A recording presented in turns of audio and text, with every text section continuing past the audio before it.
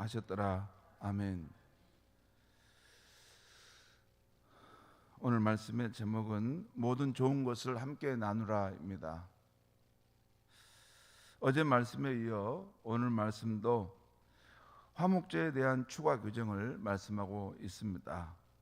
어제는 이 화목 제사를 드리는 방법과 남은 고기를 언제까지 먹어야 하는지에 대해서 말씀했습니다.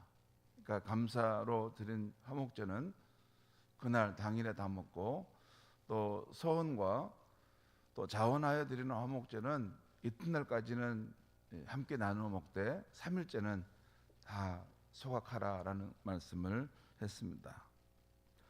오늘 말씀은 제사장의 몫으로 돌아가야 할 부분에 대해서 말씀하고 있습니다. 말씀드린 대로 화목제는 이 세 경우에 드린다는 말씀을 드렸습니다. 먼저 감사의 화목 제사로 하나님의 구원이나 치유를 경험했을 때 드리는 이런 감사의 화목 제사가 있고, 또 서원의 화목 제사가 있는데 서원한 것이 성취되었을 때 드리는 제사입니다. 그리고 자원의 화목 제사가 있는데 살다 보면서 예기치 않은 하나님의 은혜를 깨닫게 되면서 감동하여 드리는 제사입니다. 아무튼 이 화목 제사는 음으로 드려야 하는 이 속죄제와 속건제와는 달리, 속죄제와 속건제는 우리가 하나님 앞에 또 이웃에게 죄를 지은 것인데, 이 부분은 반드시 해결하고 가야만이 하나님의 생명과 축복을 받을 수 있기 때문에 이건 의무적으로 꼭 드리라고 한 것입니다. 그런데 이것과 달리 이 화목 제사는 자원함으로 드리는 것입니다. 내가 드려도 되고 또 드리지 않을 수도 있습니다. 개인적으로 감사할 일, 또 기쁜 일이 있을 때 드리는 제사라는 것이죠.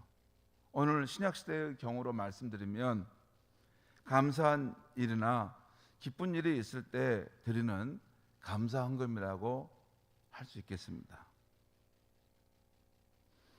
그런데 이 화목제사의 가장 큰 특징은 다른 제사들과는 달리 일정 부분의 고기를 남겨서 예물을 드리는 자와 그 가족과 마을의 이웃 사람들과 함께 나누어 먹으라는 것입니다. 그래서 기쁨의 교제를 나누라는 것입니다. 이것을 영어 성경 NIV에 보면 이 화목 제사를 펠로우십 오퍼링이라고 나와 있어요. 펠로우십 오퍼링. 펠로우십이라는 것은 교제라는 말입니다. 교제, 사귐, 곧 교제의 제사라는 것이에요.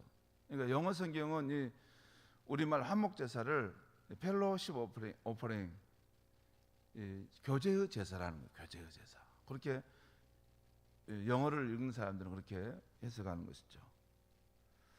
또한 이 구약 시대의 화목 제사는 궁극적으로 예수님의 속죄의 죽음으로 하나님과 인간 사이의 화목이, 인간과 인간 사이의 화목이 이루어지게 된 것을 의미하는 것입니다. 그래서 예수님은 우리의 화목 제물이 되셨다고 한 것이죠.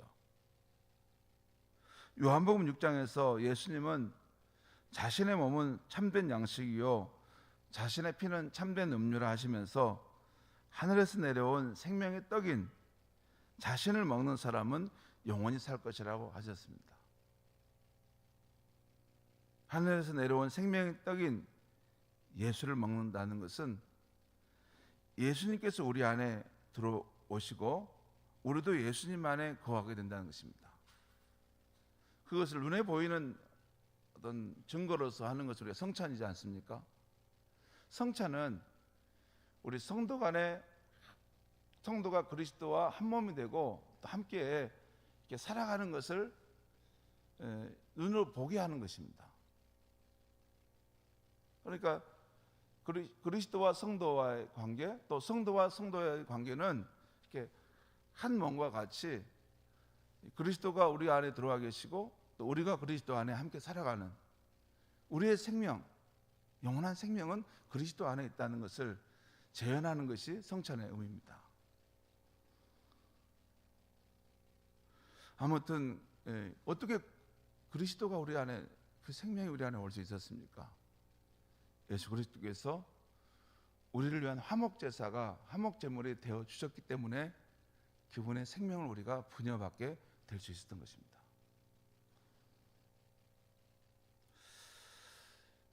그 화목제사 제물이 되신 예수를 마음에 받아들인 사람은 그 결과로 하나님과 화평, 화목을 이루게 되고, 또한 우리 이웃과 가족이나 또 형제 자매들과 화목을 이룰 수 있는 힘, 근거를 갖게 되는 것이죠. 그래서 펠로우십, 교제하는 사귐의 삶을 살아간다는 것입니다. 여러분, 이 크리스찬의 이 교제의 근거는 뭐 우리끼리 뭐 이렇게 서로 사이좋게 지냅시다 이런 게 아닙니다. 화목 제사가 제물이 되신 예수님 때문에 나와 다르고 불편해도 그래도 서로 품고 서로 교제하고 이렇게 함께 웃으면서 서로를 이렇게 섬기고 사랑하면서 살아가게 되는 것입니다.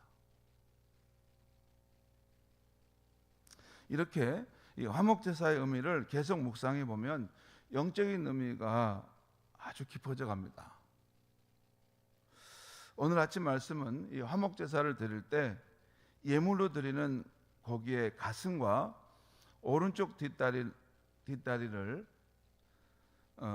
제사장의 몫으로 돌려주어라 라는 것입니다. 그것이 31절 32절에 나와 있어요. 제가 한번 읽겠습니다. 31절 32절. 그 기름은 제단 위에서 불사를 것이며 가슴은 아론과 그의 자손에게 돌릴 것이며, 가슴 고기를 말하죠. 화목제사로 드릴 때 여러분 소, 양, 염소를 이렇게 드리는데 그 부분에서 가슴 부분은 아론과 그의 자손에게 돌릴 것이라는 것입니다. 또 너희는 그 화목제물의 오른쪽 뒷다리를 제사장에게 주어 거제를 삼을지니. 또 이 거제라는 것은 화목제사를 드릴 때 어떤 행동을 말해요. 학자도 정확하게 말하지 못하는데 뭘 이걸 어떤 방식 들고 가서 어떻게 하는 그런 것을 말씀한다고 하는 걸 보았어요. 아무튼 그렇게 하게 하고, 또 34절 말씀 보겠습니다. 34절. 내가 이스라엘 자손의 화목제물 중에서 그 흔든 가슴과 든 뒷다리를 가져다가, 그러니까 제사장이 흔들고 그 가슴 고기를 흔들고 또한 그것을 들어서 뒷다리를 드는 어떤 제사 행위가 있는 것 같아요. 그 흔든 가슴과 든 뒷다리를 가져다가 제사장 아론과 그의 자손에게 주었나니 이는 이스라엘 자손에게서 받을 영원한 소득이니라. 성도 여러분, 여기서 이 말씀 잘 주목해 보면 주어가 누굽니까? 주어가 여기서 34절에 주어가 누구죠? 내가라는 것. 내가는 누굽니까? 그렇죠. 28절에 보면 28절 처음 시작에 보면 여호와께서 모세에게 말씀하여 이르시되라고 하고 있기 때문에 여기서 내가는 여호와입니다. 여호와 하나님. 그러니까 여호와 하나님께서 이스라엘 자손의 화목제물 중에서 이스라엘 자손이 화목제물을 하나님 앞에 와서 바치려고 나오지 않습니까? 그러면 그 가운데서 하나님이 어떤 부분은 그 제사로 하나님께서 받으시는데, 어떤 부분은 여기 보면 흔든 가슴과 그 뒷다리를, 그 부분을 제사장 아론과 그의 자손에게 주었다. 그러니까 이 하나님께서 하나님의 일을 수행하는 제사장들을 위해서도 하나님께서 그 일정 부분을 그들을 위해서 주었다는 것이에요. 그러자 일만 시킬 수는 없지 않습니까? 일만 시킬 수는 없죠. 또 하나님께서 그래서 이스라엘 자손들이 하나님께 드리는 화목제물 중에 그 일부를 하나님이 취하셔서 이것은 제사장의 몫으로 하라, 이렇게 하나님이 정하셨고, 그래서 이것이 그들의 소득이 되게 하라는 것입니다. 그리고 제사장에게 돌아가도록 한 이 몫은 하나님께서 아론과 그 아들들에게 제사장의 직분을 맡길 때 그들을 기름 부어 이제 제사장의 삶을 살아라라고 세울 때 하나님께서 정하신 것이라는 것입니다. 이것이 35절 36절에 나와 있어요. 그 이야기입니다. 35절 36절에 이런 말씀이 있죠.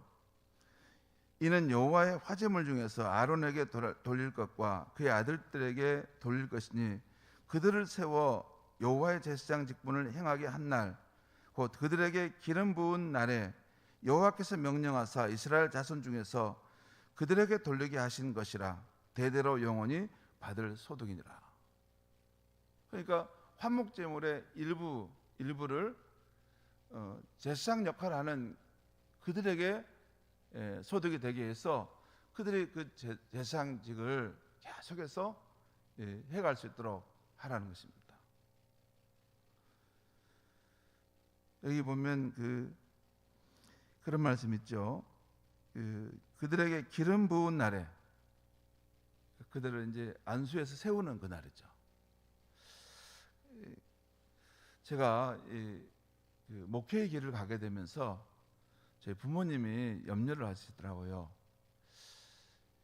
야, 너 생활하는 것은 괜찮니? 너 어떻게 생활비라든가 살아가는 것은 괜찮아? 왜냐하면 교육전사부터 시작했기 때문에 생활이 뭐 쉽지 않죠. 그런데 그때마다 항상 어머니께 제가 그 말씀 드렸어요. 어머니, 제가 이 목사의 길을 가기로 정한 순간 하나님께서 저의 삶을 돌보시고 책임져 주시기로 했습니다. 어머니 걱정 안 하셔도 됩니다. 왜냐하면 우리가 부모가 되면 자식의 삶에 대해서 이렇게 걱정하지 않습니까? 얘가 잘 살아갈 수 있을까? 제가 젊었을 때 그렇게 저희 아버님도 어머님도 늘 이게 고향에 명절 때 돌아오면 야, 너희 생활하는 건 괜찮니?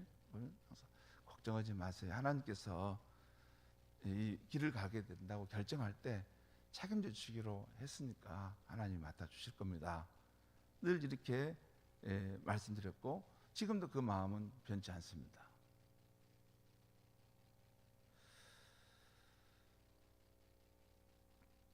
성도 여러분, 신약 시대인 지금도 하나님께서는 주의 일에 전적으로 헌신한 사역자들을 돌보시고 책임지십니다.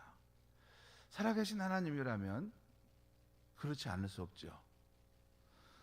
그분의 일을 위해서 전적으로 헌신한 사람들도 이렇게 일을 시키면 이걸 책임져 주는데, 아니 모든 만물의 주인이시고 모든 자원을 가지신 하나님께서 책임져 주지 않는다는 것은 말이 아닙니다. 그리고 하나님께서 그 사역자를 돌보시는 방법은 성도들의 감사와 자원하여 드리는 예물을 통해서라는 것입니다. 억지로 하는 거 아니라 감사와 자원하며 드리는 예물을 통해서. 그래서 갈라디아서 6장 5절과 6절에 사도 바울을 통해 이런 말씀을 하고 있습니다. 각각 자기의 짐을 질 것이라 가르침을 받는 자는 말씀을 가르치는 자와 모든 좋은 것을 함께하라. 표준 세번역에는 모든 좋은 것을 함께 나누라라는 말씀이죠. 이 합당한 말씀이죠. 하나님의 말씀을 통해서 이 생명의 길, 진리의 길을 이렇게 가르침을 받고 그래서 복되게 살아간다면 또 그 말씀을 배우는 사람은 함께 자기가 가진 좋은 것을 나누는 것, 굉장히 아름다운 관계이죠. 우리 모두는 우리 주 예수님의 고귀한 십자가 희생으로 구원받은 백성들입니다. 그리고 함께 하나님 나라의 백성이 되었고 또 함께 하나님 나라와 교회를 세워가도록 부름받은 사람들입니다. 그런데 우리 각자가 부름받은 상황과 역할이 다릅니다. 한쪽은 교육자로서 또 한쪽은 평신도로서 주님을 섬기는 삶을 살도록 말입니다. 교육자는 성도들의 구원과 영적인 삶에 힘을 주는 일로, 성도님들은 교육자들이 기쁨과 불편함이 없이 주의 일에 헌신하도록 도와서 함께하도록 부름받은 사람들입니다.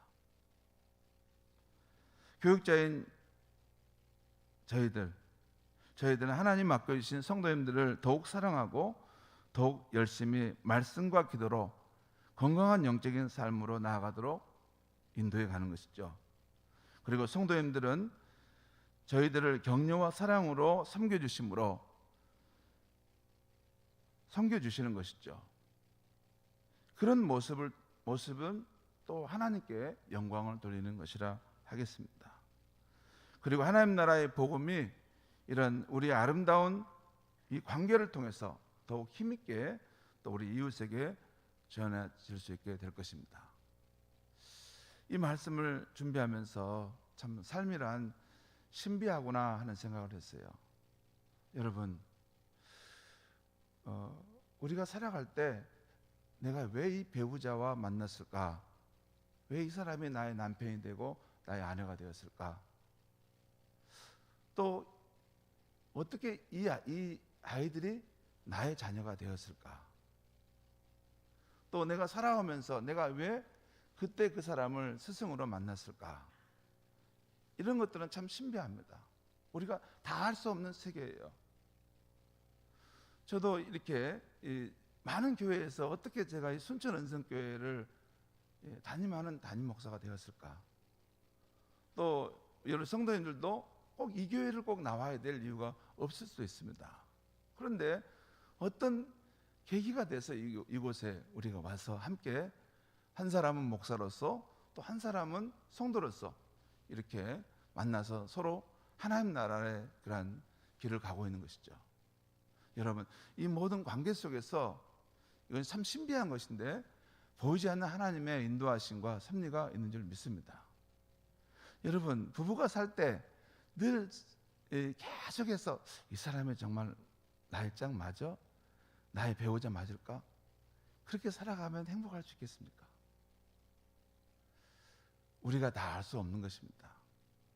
하나님께서 우리의 인생의 그런 여정들을 이끌어 가시는데 하나님께서 섭리 가운데 가장 좋은 만남을 주셨다는 것을 믿고 또 서로 간에 서로를 존중하고 사랑하고 서로를 아껴주면 하나님께 영광이 될 것이고 나중에 천국에 가면 그 만남이 그래서 그렇게 그 아이가 내 자녀가 됐고 이 사람이 내 배우자가 됐고 내가 그때 그 사람과의 만남을 하나님께서 정말 주선하셔서 이루어진 것이구나 하는 깨달음으로 감사하게 될 것입니다. 그 부분은 믿음으로 받아들이지 않으면 죽을 때까지 확인할 수 없습니다. 믿음으로 받아들이고 믿음으로 행하는 것, 그것이 살아계신 하나님을 우리가 잘 섬기는 그런 삶입니다. 아무쪼록 이런 교역자와 성도와의 이런 관계가 하나님의 섭리 안에서 우리가 만나게 됐는데 서로 더욱더 사랑하고 서로 더욱 축복하면서 잘할 수 있도록 함으로 우리 교회의 이런 아름다운 관계가 하나님께 영광이 될 수 있기를 주의 이름으로 축원합니다. 기도하겠습니다. 하나님 아버지, 이 아침에 우리를 일깨워 주시고 또 하나님 앞에 인도하여 주시니 감사합니다. 하나님의 나라 그 생명의 길을 가는데 하나님께서 이런 주의 종과 또 성도들의 만남을 주관하시고 또 인도하신다는 것, 또 우리의 이런 모든 만남 가운데 하나님의 특별한 섭리가 있다는 것을 일깨워 주시고 서로를 아껴주고 존중히 여기며 사랑하는 관계로 살아가도록 인도하시니 감사합니다. 하나님 아버지, 우리 교회가 이런 아름다운 사랑의 관계 또 섬김의 관계 모든 좋은 것을 서로 아낌없이 나누는 그러한 관계가 되므로 하나님께 영광을 돌리고 우리의 이런 사랑의 삶의 모습이 믿지 않는 사람들에게도 하나님 나라가 우리 가운데 실제하는 것을 보여주는 삶이 되게 하여 주시옵소서. 하나님 아버지, 가정에서나 일터에서나 교회에서 하나님이 우리에게 맺어주신 이런 좋은 관계들을 더욱 소중히 여기며 사랑하며 또 그 관계를 통해서 하나님 나라의 복음을 힘있게 전파하는 우리 모두가 되게 하여 주시옵소서. 예수님의 이름으로 기도합니다. 아멘.